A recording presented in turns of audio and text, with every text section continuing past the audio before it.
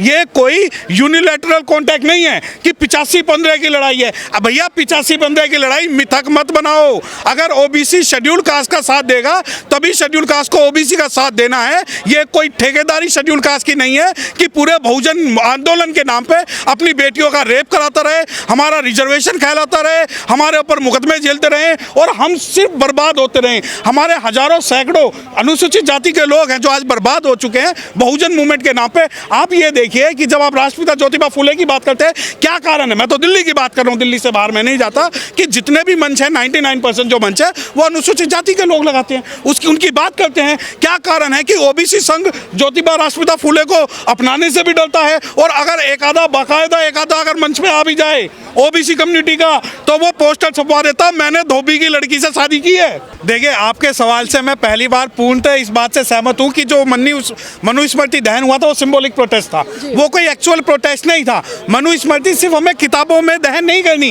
क्या फायदा आप मंच पे बैठ के तो आप भाषण दे दो 4 घंटे का और घर पे जाके कुछ पूछने लग जाओ, तो ऐसा मनुस्मृति दहन नहीं चाहिए। सिंबॉलिक जलन में, सिंबॉलिक प्रोटेस्ट के अंदर और एक्चुअल प्रोटेस्ट के अंदर ये चाहिए कि आपको समाज की रूपरेखा तैयार करनी है। मनुस्मृति दहन सिर्फ इस वजह से नहीं करना कि ढोल गवाज शुद्ध पशुनारी ये सब ताड़न के अधिकारी, संविधान की जय सिर्फ इस वजह से नहीं करनी क्योंकि बाबा साहब ने लिखा है। आपको संविधान के जो प्रावधान है कम से कम उसको एग्जीक्यूट कराने आने चाहिए। मनुस्मृति क्यों दहन हो रही है? ये कोई फैशन शो नहीं है कि उन्होंने जलाई तो हम भी जला दें। यहाँ मनुस्मृति दहन जलाएंगे और वहाँ जाके नवरात्रे बनाएंगे, तो ऐसी उससे बढ़िया कि आप मनुस्मृति दहन ना करो। सिंबॉलिक प्रोटेस्ट होता है, जैसे बाबा साहब डॉक्टर भीमराव अम्बेडकर साहब ने काला राम मंदिर सत्याग्रह किया, महान सत्याग्रह किया। कुछ लोग आरोप लगाते हैं कि नहीं बाबा साहब भी तो वो काला राम मंदिर गए थे, तो वो सिंबॉलिक प्रोटेस्ट था। बाबा साहब डॉक्टर भीमराव अम्बेडकर ने कई एग्जाम्पल ऐसे क्रिएट किए जिनको हम सिंबॉलिक प्रोटेस्ट कहना चाहते हैं, लेकिन वो बाबा साहब ये नहीं चाहते थे कि आप समाज की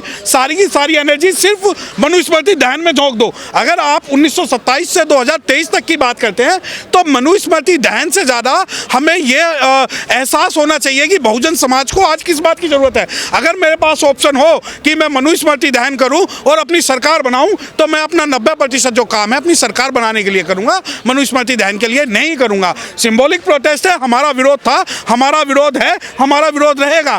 तथा कथित अम्बेडकराइट लोग 22 प्रतिज्ञाओं की फोटो भी लगाते हैं, मंच पे भी बोलते हैं, परंतु घर में जाके फिर वो उनके गले में ताबीज और माथे पे टिक्का और वो सारी चीज मिल जाएगी। तो ना तो हमें ऐसी 22 प्रतिज्ञाओं के पोस्टर की जरूरत है और ना ही मनुस्मृति दहन की जरूरत है। मनुस्मृति को द्वारा जीवित किया जा रहा है इस प्रकार? नहीं, आप बिल्कुल, मनुस्मृति तो उनके दिमाग में है ना। जो बाबा इनके समाज को गाली देते हैं, जो लोग इनके संविधान को कोसते हैं, ये उनकी गोदी में जाके बैठ जाते हैं। तो ये तो मनुस्मृति का जो है वर्तमान रूप है जो ज्यादा खतरनाक है। मनु ने तो ये लिख दिया था कि आप अगर श्लोक बोलोगे तो जबान काट दी जाएगी, सुनोगे तो तेल डाल दिए जाएंगे। इन्होंने तो ये लिख दिया कि आप रिजर्वेशन आपके खत्म हो जाएंगे, अधिकार आपके खत्म हो जाएंगे, हुकूक आपके खत्म हो जाएंगे, आपकी लड़कियों को मार दिया जाएगा, SC/ST एक्ट दर्ज नहीं होगा। और हम लोग जो है सिंबॉलिक प्रोटेस्ट के नाम पर ना तो ये लड़ाई में सामने आएंगे, सिर्फ और सिर्फ ये पोस्टरबाजी और ये विरोध प्रदर्शन करेंगे। जी, जिस तरह से हम देख रहे हैं और खासकर पढ़ा भी है कि जो राष्ट्रपिता ज्योतिबा फुले जी थे, उन्होंने पहली बार मनुस्मृति का खुलकर विरोध किया और उन्होंने ब्राह्मणवाद के खिलाफ एक जंग छेड़ी। लेकिन आज बहुजन समाज के लोग जो एक सांस्कृतिक परिवर्तन है उसकी तरफ ना बढ़कर बल्कि कहीं ना कहीं बहुत सारी चीजों में लग जाते हैं। तो क्या लगता है ऐसे तरीके से बाबा साहब की परिकल्पना थी उसको साकार किया जा सकता है? देखिए, मैं एक कंट्रोवर्शियल स्टेटमेंट नीलम जी आपके चैनल के माध्यम से दे रहा हूं कि अगर ज्योतिबा फुले का समाज अगर ज्योतिबा फुले, राष्ट्रपिता ज्योतिबा फुले को पढ़ ले तो समस्या का समाधान हो जाएगा। परंतु अनुसूचित जाति के लोग जो बेकार लेबर हैं, जो हर जगह झंडा और डंडा उठा के चल देते हैं और बहुजन मूवमेंट का जो ठेकेदारी आज करते हैं, उससे जो है बहुजन मिशन मूवमेंट को नुकसान हो रहा है। ये कोई यूनिलैटरल कॉन्टैक्ट नहीं है कि 85-15 की लड़ाई है। अब भैया 85-15 की लड़ाई मिथक मत बनाओ। अगर ओबीसी शेड्यूल कास्ट का साथ देगा तभी शेड्यूल कास्ट को ओबीसी ओबीसी का साथ देना है, ये कोई ठेकेदारी शेड्यूल कास्ट की नहीं है कि पूरे बहुजन आंदोलन के नाम पे अपनी बेटियों का रेप कराता रहे, हमारा रिजर्वेशन कहलाता रहे, हमारे ऊपर मुकदमे झेलते रहे और हम सिर्फ बर्बाद होते रहे। हमारे हजारों सैकड़ों अनुसूचित जाति के लोग हैं जो आज बर्बाद हो चुके हैं बहुजन मूवमेंट के नाम पे। आप ये देखिए कि जब आप राष्ट्रपिता ज्योतिबा फुले की बात करते हैं, क्या कारण है? मैं तो दिल्ली की बात कर रहा हूँ, दिल्ली से बाहर मैं नहीं जाता, कि जितने भी मंच है 99% जो मंच है वो अनुसूचित जाति के लोग लगाते हैं, उसकी उनकी बात करते हैं। क्या कारण है कि ओबीसी संघ ज्योतिबा राष्ट्रपिता फुले को अपनाने से भी डरता है, और अगर एक आधा अगर मंच पे आ भी जाए ओबीसी कम्युनिटी का तो वो पोस्टर छपवा देता, मैंने धोबी की लड़की से शादी की है जी। समझते हैं? तो एक जब वो ओबीसी समाज का व्यक्ति जो ढोल गवार शूद्र बसु नारी की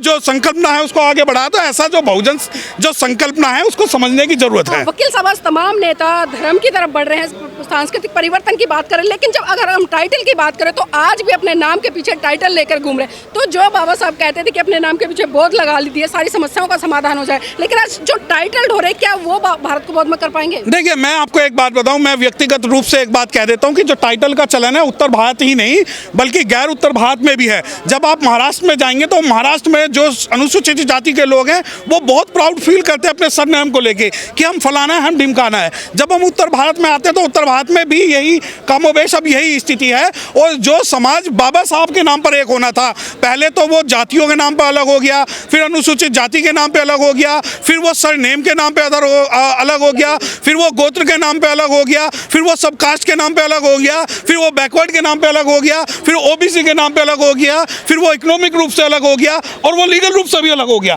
तो ये कहाँ तक हम जोड़ने का काम करेंगे? लेकिन सवाल यह है कि हम इस बहुजन मूवमेंट की को क्या हम दिशा विहीन कर रहे हैं या दिशा दे रहे हैं? अब आप ये देखिए, दिल्ली में लगभग हर दिन एक संगठन हो रहा है, एक प्रोग्राम हो रहा है। कल भी अंबेडकर भवन पे था, आज भी है, 6 तारीख की भी घोषणा कर दी गई है। मैं खुले तौर पे कह रहा हूँ, एक मिशन जय भीम चला रहा है, एक मिशन सेव कॉन्स्टिट्यूशन चला रहा है, एक मिशन शेड्यूल कास्ट सवाल चला रहा है, एक मिशन अंबेडकर चला रहा है।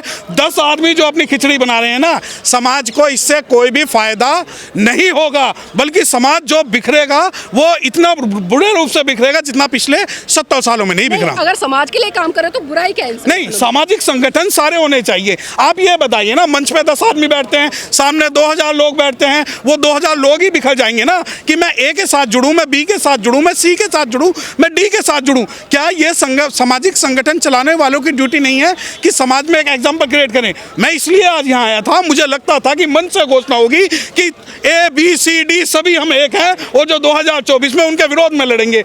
परंतु मैं व्यक्तिगत तौर पे बता रहा हूँ, कोई ठेकेदारी की बात कर रहा है, कोई ईवीएम की बात कर रहा है, कोई सरकार की बात कर रहा है, कोई तंत्र की बात कर रहा है, कोई भगवान की बात कर रहा है, कोई धर्म की बात कर रहा है, कोई जाति की बात कर रहा है। अरे जब तुम मंच पे बैठकर तुम इस बात की घोषणा नहीं कर सकते कि हमारा सामाजिक मूवमेंट, सामाजिक आंदोलन एक होकर चलेगा, तो ये सामने वाले लोगों की क्या गलती है? ये दिशाविहीन। समाज के तमाम नेता मनुवाद को गाली देते हैं, लेकिन जब हम कार्यक्रम देखते हैं तो वहाँ पर महिलाओं की उपस्थिति शून्य दिखाई देती है। और खासकर मंच की बात करूँ, मैं मंच की भी बात देखिए, मेरी बात सुनो।